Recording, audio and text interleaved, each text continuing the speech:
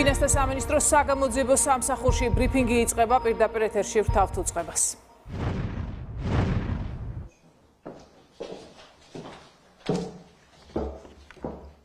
მოგესალმებით.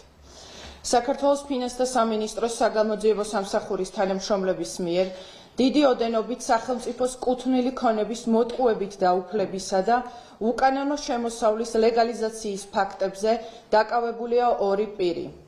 ბრალდებულებმა A.B. და B.B.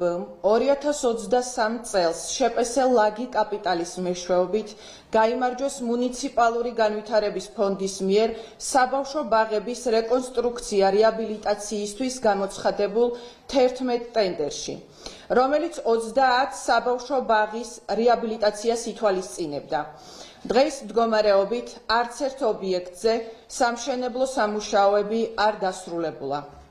ამასთან SSIP საგანმანათლებლო და სამეცნიერო ინფრასტრუქტურის განვითარების სააგენტოსთან გაფორმებული ხელშეკრულების თანახმად გორის მუნიციპალიტეტში უნდა აშენებულიყო 1, ხოლო ხაშურის მუნიციპალიტეტში 3 სკოლა. ამ შემთხვევაშიც არც ერთი სკოლა აშენებული არ არის. გამოცხადებული ტენდერების ხელშეკრულებების საერთო ღირებულება შეადგენდა 94,444,427 ლარს.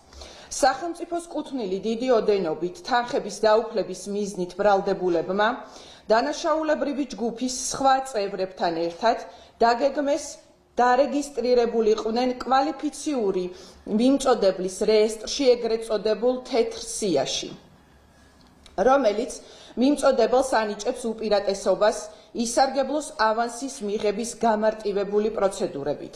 დანაშაულებრივი განზრახვის სისრულეში მოყვანის მიზნით ბრალდებულებმა ისარგებლეს აღნიშნული შეღავათებით.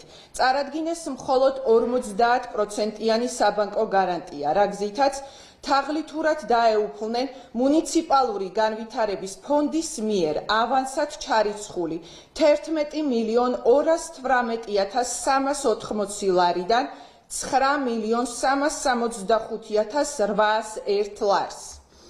თანხის უკანონო წარმოშობის დაფარვის მიზნით დაუფლებული თანხის ნაწილი 1,211,000 ლარი ფიქტიური დანიშნულებით გადარიცხეს ბრალდებულების სხვა კომპანიაზე, საიდანაც თანხები გადანაწილდა სხვადასხვა ურთიერთდაკავშირებულ პირებზე, რითაც მოახდინეს უკანონო შემოსავლის ლეგალიზაცია.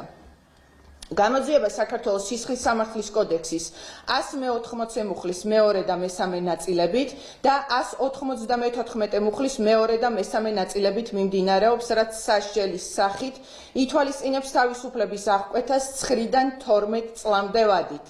საქმეზე ინტენსიურად გრძელდება გამოძიება დანაშაულში თანამონაწილე სხვა პირების, მათ შორის მოქმედი და ყოფილი საჯარო მოხელეების გამოვლენისა და საფინანსო ეკონომიკურ სფეროში სხვა დანაშაულებრივი ფაქტების პრევენციის მიზნით. მადლობა ყურადღებისთვის.